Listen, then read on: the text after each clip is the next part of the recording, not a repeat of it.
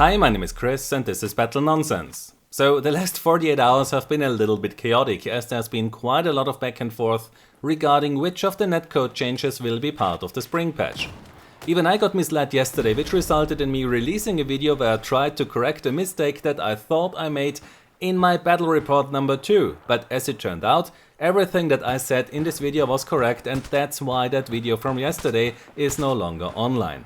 Now, the way how I found out which netcode changes are really included in the spring patch was by talking to JJJU, who actually integrated them into the CTE. And he was so kind to very clearly explain to me what will and what won't be in that next patch. So first things first, Julian told me that the netcode changes from patch number 35, also known as CTE 158267, will not be included. This means that the spring patch does not significantly reduce the in-game delay. It does not fix the collecting of damage issue, which causes that you receive the damage of multiple hits in just one update or one frame. It does not fix the issue where you get 2 impact effects when you actually got hit by just 1 bullet.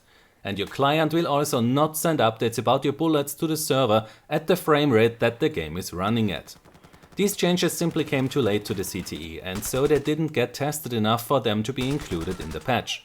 It's really unfortunate that these changes will stay in the CTE until the next patch will be rolled out, which might be the summer patch.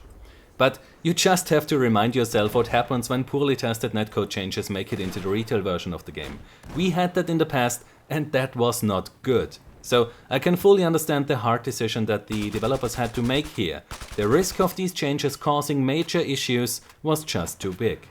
But that does not mean that there are no netcode changes in this patch. Julian told me that the netcode changes from the CTE patches number 29, 30, 31 and 32 will be included in the spring patch. This means that we get fixes for netcode crashes, improvements for faster vehicles, fixes for stuttering that we see in the multiplayer, a reduced delay for the damage indicator, a reduced bandwidth usage for the high-frequency network update, a fix for a server crash caused by an issue in the networking, a few netcode bug fixes that affect the spectator.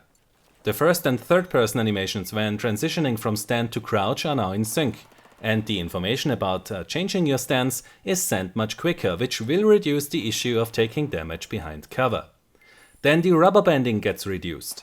An issue got fixed that caused the animation of other players to stutter when your connection was not that good. The network smoothing function got replaced by a new system, which no longer requires that you manually adjust a value, and that's why the network smoothing slider has been removed as well.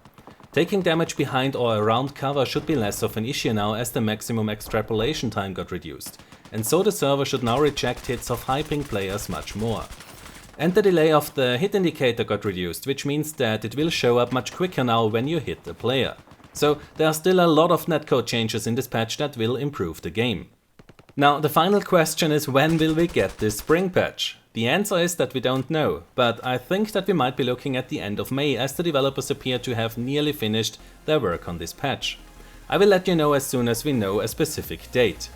If you enjoyed this video, then give it a like, subscribe for more, and I hope to see you next time. Until then, have a nice day and take care. My name is Chris and this was Battle Nonsense.